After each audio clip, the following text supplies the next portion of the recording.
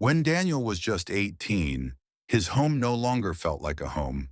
His parents' voices were constant thunder, money was scarce, and the walls that once sheltered him seemed to close in with bitterness and despair.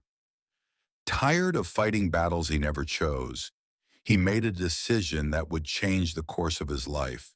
He enlisted in the army. At first, it was only meant to be an escape. The drills, the discipline, the endless marches, all of it was exhausting. But at least it was a different kind of noise, one that drowned out the chaos of his past. Soon he found himself traveling far beyond the borders of his small town, missions in scorching deserts, freezing mountains, and bustling cities he had only read about. Each assignment carved something new into him: resilience, courage, and scars both seen and unseen. Years passed. Daniel became known among his comrades as dependable, the kind of man you wanted by your side when things went wrong.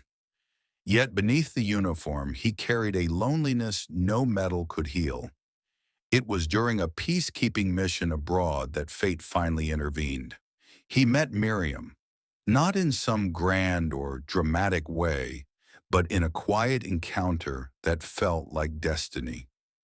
She was strong in spirit, graceful in manner, and unlike anyone he had ever known.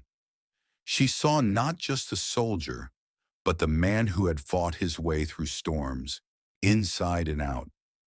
Miriam respected the battles he had endured, honored the sacrifices he made, and never once tried to change the man he had become.